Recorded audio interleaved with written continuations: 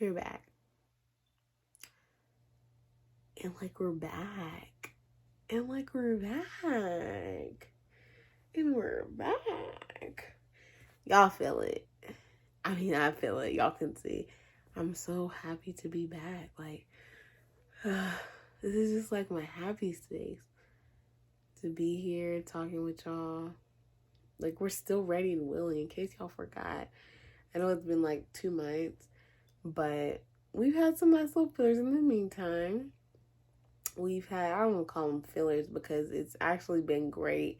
I went back and rewatched episodes. We had Monique, we had my sister, we had Asia to kick us off, and then we had our Black Men series. The first series, and the funny thing is I've actually been wanting to do this series for a while, but I was just like, I didn't really know who. So I pulled out my bag, like, some gentlemen that I was familiar with. Each one has their own unique story, but that's besides the point. I found these guys, of course, that were like, that I knew like had things going for themselves. And I mean, not to say like Black men just couldn't be on there in general, but just Black men, I feel that had a story that maybe were underestimated at some point in their life, or never thought that they'd be where they are, but they intentionally goal set. They knew that where they were was not the only place that they wanted to be. Like, and so I just thought it would be good to just get a little inspiration. And I don't think our Black men are praised enough. We're not praised enough. And so we have to shed a little light. Shed a little light, you feel me? But we are back. With me. Did you guys miss me? But yes, like, and I feel like so much life has happened since the last time we've talked. And so that means we got a lot to be open and honest and transparent and shedding light on. So this video is just gonna kind of be an update of where I am currently, like what's new. I think the last video that I made, it wasn't necessarily on what I was doing, but the one before that was what I was doing. That's when I kind of got rejected and everything from a job that I thought I wanted, that I had in mind, that I had plans for, that weren't to prosper me, evidently, because it was a no. But I think maybe even a few days after the last episode, I got a position with the school district. It's with the contracting company, but it's with the school district. Kind of as a school social worker, but when you don't pass your test, you can't really call yourself a social worker. Like, you go to school for all this, and it's like, you need to pass this test and be defined by a piece of paper before we let you call yourself a social worker. So my duties fall under what a social worker would do, but my actual task and role is a safe school professional. And so I've been in this position since, well, actually I got the job in like July. Yeah. And the reason the last episode doesn't match up from people who's like, no, the last time we seen you was like in August, because I recorded it like weeks before. So it did line up, but didn't line up on your end. And so, yeah, so I think like in July, but I had to wait for like fingerprintings to come back and clear, and that takes so long. I promise I've done like 5 fingerprintings this year, and I promise y'all I'm not a criminal. I have nothing on my record. Like, just take the fingerprints from the last job or whatever it is that I took fingerprints for, please and thank you. But yeah, so that was that. Yeah, so I ended up getting that job. I started, my first official day was September 18th. It was literally the week after my birthday. So I got to enjoy my birthday. I got some, like, a nice little amount of time off because I thought I was starting my job sooner, because they gave me a start date, but they didn't tell me that I was going to have to wait for fingerprints.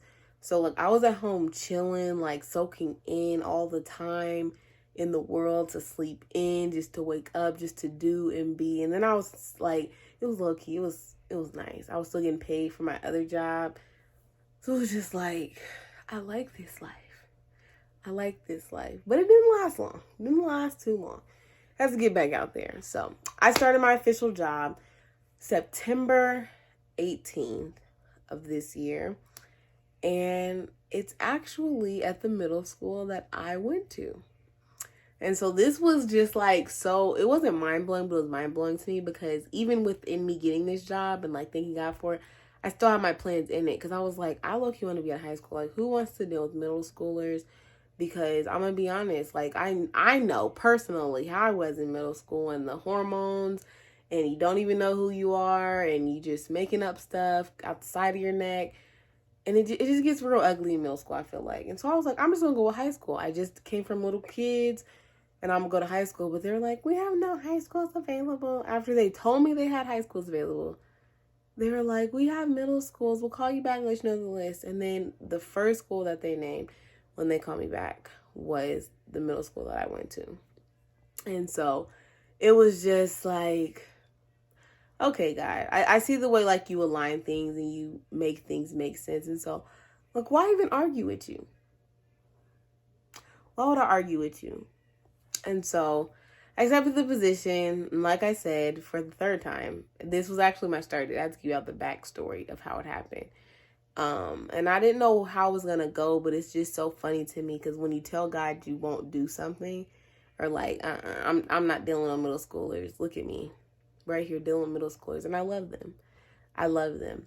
But this job I've seen the ways in which it's fit for me and the ways that it's challenged me and it's kind of exposed me to a different level of Jesus and Holy Spirit, but exposing me also to a different level of me.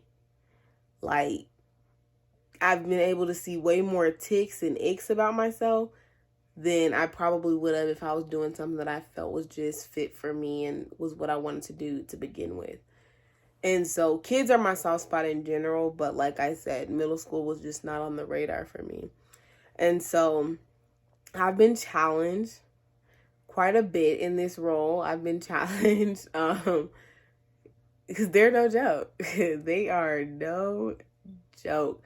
When I say they are going to test and try, they're going to test and try and see what you're really made of. They're like, is she gonna last or is she not gonna last? Let's test it. Let's pull her strings and push her buttons. Let's try it. And so there's been times where, you know, I didn't really know what to say, what to do. And when I first got there, everybody thought I was a kid. Even the kids thought I was a kid. One of the kids told me straight to my face. I said, go to class. He told me, shut up. I was like, who? I said, who are you talking to? And he said, you. And I said, oh, so he really don't know. Like, he really don't know. And yeah, so moral of the story, he never did that again. But it's so funny because I still tease him about that. Every kid that I'll come to, I'm like, yeah, he told me to shut up the first day I was here. So it was kind of cool building like that kind of rapport with kids. I think my first week, another kid told me, I don't even remember what I wore. Like, if you know me, most times like I can dress. I missus put it on sometimes. I put it on sometimes. And I don't know what I had on. It was probably something black Afrocentric. And so I walk up to this girl's table at lunch and she's like, can I just tell you something? I love how black you are. And then I mean, like, I think I knew how she meant it. Like, I think she just liked the aura of a black woman of what I was giving. I think maybe I had a hair wrap on too. I'm not really sure. But then it was like the other people around her were like, sis, did you just say that? I didn't know if they thought she was talking about like my skin, like she loves like how dark my skin is. Yeah, but that was just, I told her, I was like, thank you. I know what you mean, but I wouldn't say that to anyone else. I wouldn't, because it probably wouldn't be taken correctly. And so I wasted no time getting into those lessons right away, as you can see, because middle schoolers, they don't have a filter. And then that's not where it ends. This is not where it ends. I have never met a group of humans who like to fight so much. I don't know I was, because almost, I'm not going to say almost all, because that's not true. A lot of the office staff administration that worked there when I was a student there still work there. So like now they're my colleagues. And I was asking them, I'm like, did we used to fight? Like, I know I wasn't a fighter, but was I just blind to a lot of this stuff? Was there this many fights going on when I was here at this school? And they're like, no, these kids fight for everything. And I kid you not, I seen that within my first couple of weeks. It was like 5 fights. I was like, are you kidding me? Do people not know how to talk about their feelings? And I'm like, well, maybe that's why you're here. Because I'm like, when I say they don't talk, they don't waste no time. You looking at a student funny, and it's over. Like, that is the reason they're fighting you. They're fighting you because you're friends with somebody that they used to be friends with, but they don't no longer talk to, and you didn't stop talking to them. So now they want to fight you because you didn't pick their side. It's craziest thing ever.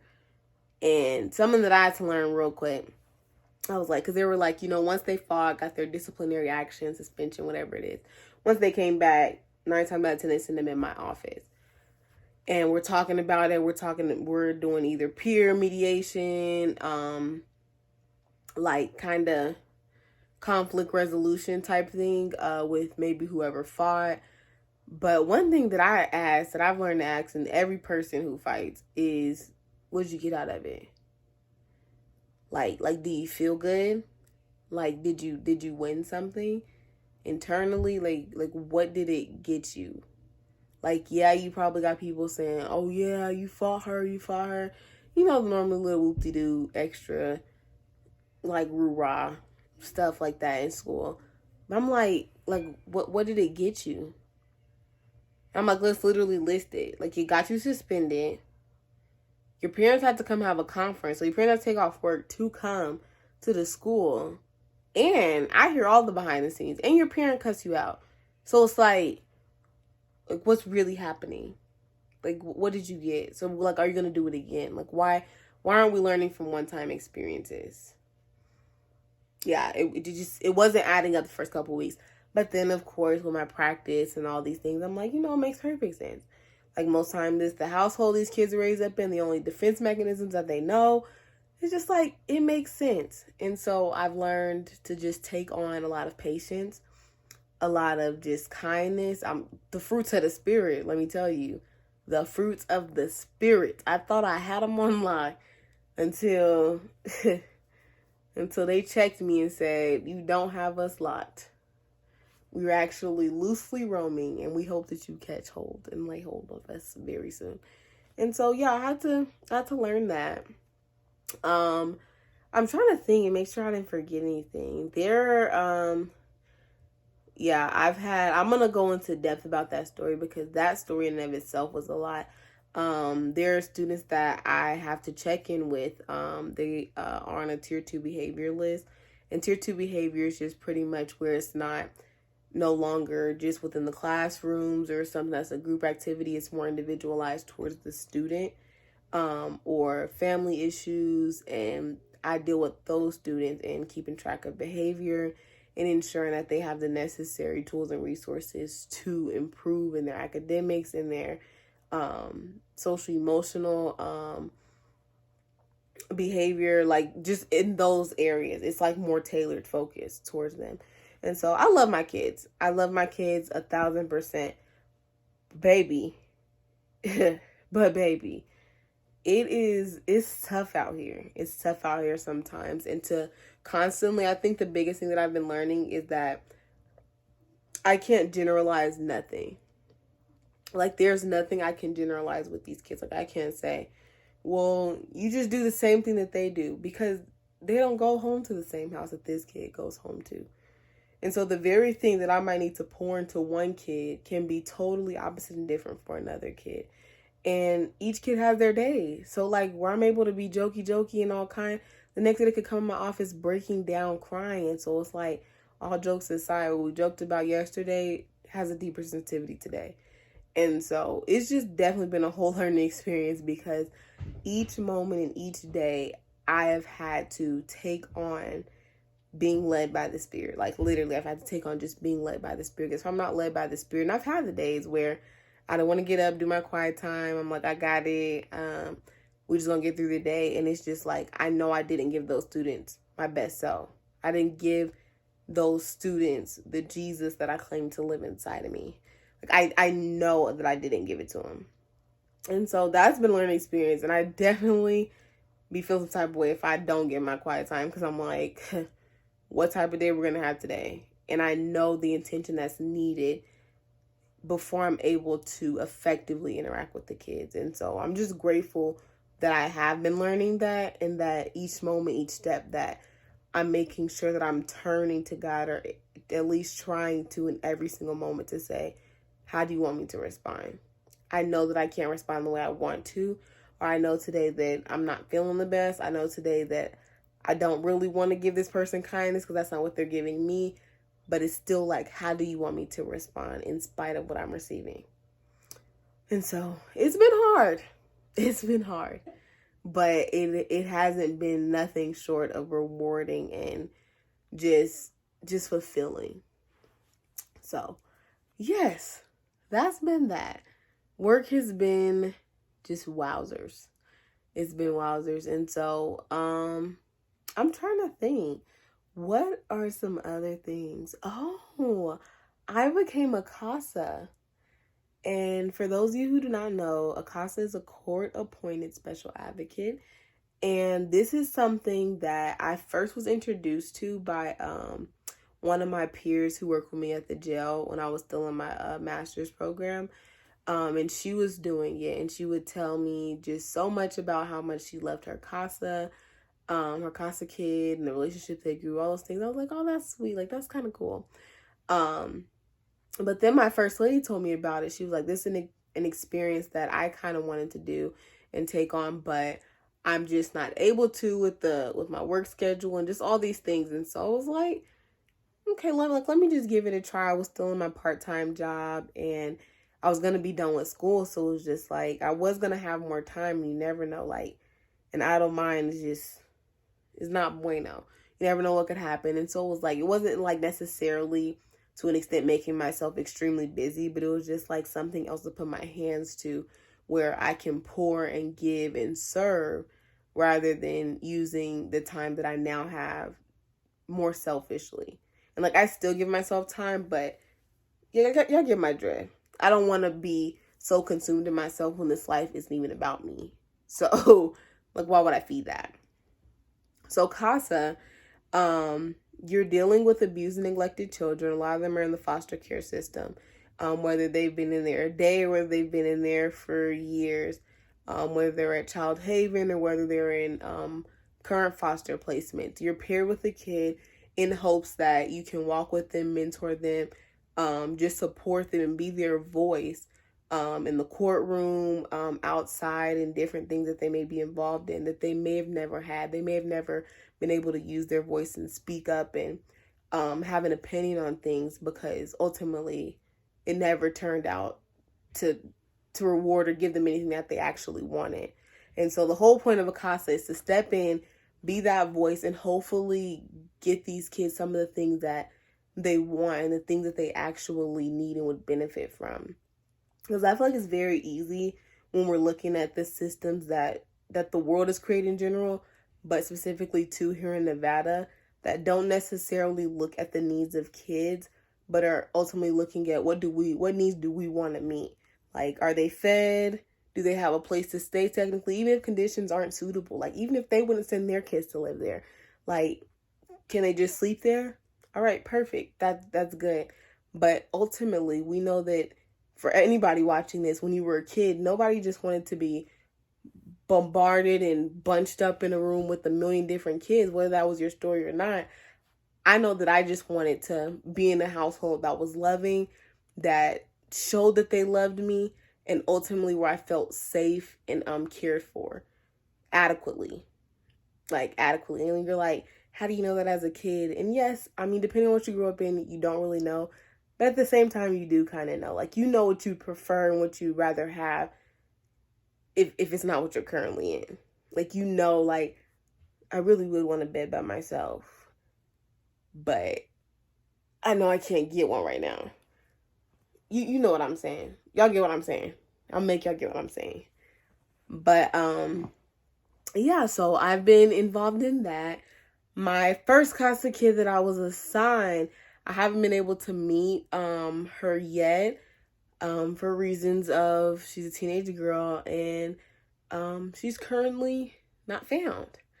And so I haven't been able to meet her yet, but I may be getting reassigned, who knows. But I'm I'm getting ready to start doing that. I'm very, very excited for it though, because for one, the fact that I was even paired with the girl says a lot, because I know that that's an area that God has blessed me and graced me for when it comes to just connecting with young girls. And so I was grateful for that. But then, I mean, also, if I am repaired with someone, I know that little kids, I just love kids in general. And the fact that I grew up in a excellent household, but there were times, and one of my biggest struggles was not feeling seen or heard. And I feel like I've shared this with you guys before, but because I haven't felt seen and heard, it makes my heart yearn the more to be there for kids and be that voice that they feel like that they might not have. And so that's what really motivated and pushed me to like be as excited as I am for this, because it's like, wow, like I get to step up for a kid who probably feels like nothing that they say, do will ever matter. Like I get to make this kid feel like they matter. Like, wow. Ooh, that makes me emotional. I don't know. You guys know I'm just emotional, but it's just like, it is a whole wow experience, because yeah, that's it's just a blessing. It's such a blessing. But yeah, that was I believe those are all my like new updates. Like I told y'all, I'm just so excited to just be back here for Raw. We have so much, I feel, to come. I'm like wrestling even with some things that I want to do, things that I may be able to do, things I may not be able to do, just within the time frame that I maybe eventually will be able to do, but just not right now. There's just so much, but I feel like you guys are going to enjoy it, things that I'm pouring into. I'm still over the kids at my ministry. You guys probably like, this girl, how does she have time for life? But let me just tell you, when God graces you for something, he gives you the ability to do it. Yeah, but you just got to make sure you're leaning on him.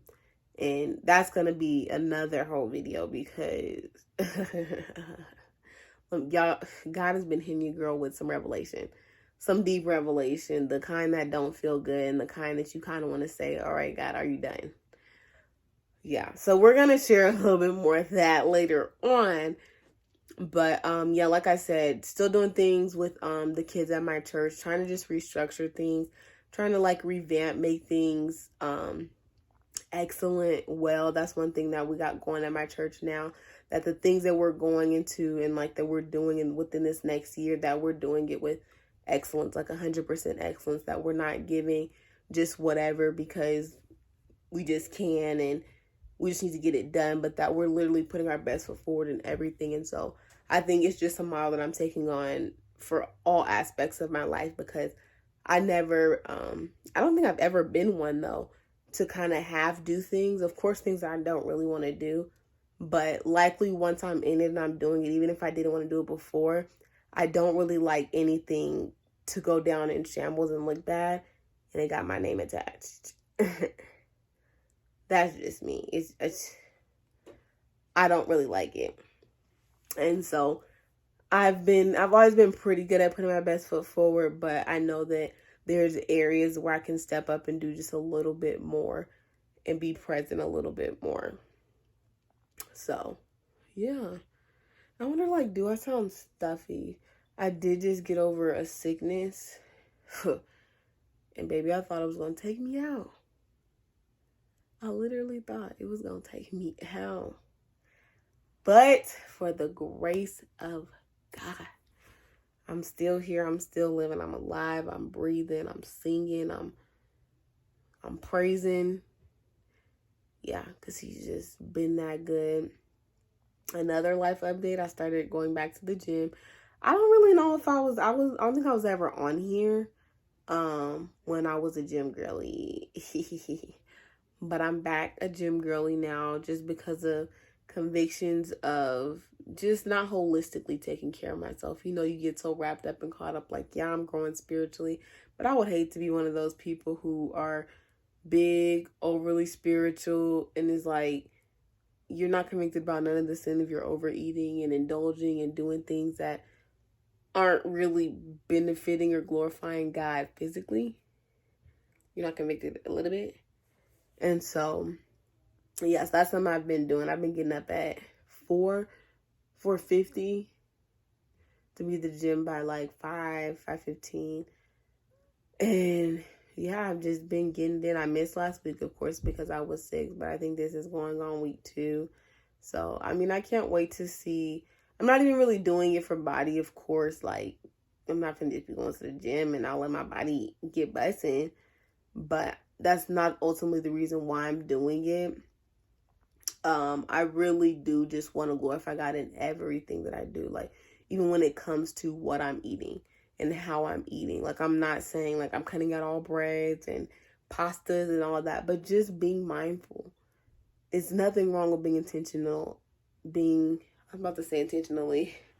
There's nothing wrong with being intentional about the things that you put in your body or how you're taking care of your body, the exercise that you need to give your body for it to actually function and do well. And I feel like I've just been having excess health problems, like that really didn't have to be, but that were because I wasn't really being as intentional as I should. And so I'm just grateful to see how God's going to bless my willingness just to sacrifice, to give that time and my body back to Him in everything, not just saying that I know more scripture, but actually walking out, presenting my body as a living sacrifice. Like, I wouldn't want a sacrificial body that isn't taken care of and kept up well. I'm just being honest if I was God. So, yeah, that's that. I don't think I have anything else. I just wanted to give y'all a life update of what's been going on in my life behind the scenes of all the series and videos that's been going up. I do appreciate the subs, the views, everything. I've seen people still been tuning into my individual videos even while the series was going on. So I appreciate it. We hit 100 subs. That's something to celebrate. I feel like I haven't really given a lot of advertising and all that kind of stuff. Like, yeah, I posted the videos for our Black men and stuff, but I haven't really given a lot of content on the social media page and all that when it comes to just Raw in general. And so just for people to still be seeing me, and I have to stop saying little old me, but just to be seeing me where I feel that I am, that I don't think I've reached or arrived to a place, but people are yet and still being exposed to me, and I'm being exposed to people, is just a testament of how good God is and how good He's been to me. And so, yeah, I can't wait to continue to update you guys, give you guys what God's been giving me. It's definitely been some earthly realities turned into heavenly perspective over here. So I can't wait to share those things with you. Thank you guys for tuning in to today's episode. I appreciate it. And if you haven't subscribed yet, like, what are you doing? If you're still here, if you've watched thus far, if you've come back to even watch this video, just go ahead and hit the subscribe button. Go ahead and share this with somebody. Somebody needs this. Somebody needs Raw in their life. And so don't be that selfish person that's just like, I can just keep it to me. I'm just here to support it. Just go ahead and send it to somebody. Send it to somebody you know, somebody you love, and just say, I was thinking about you. Watch Raw. You'll thank me later. But yeah, I feel like that was kind of corny, but I kind of don't care. It's who I am. But anyways, I love y'all, and I will see y'all in next week's episode of Raw Roundtable.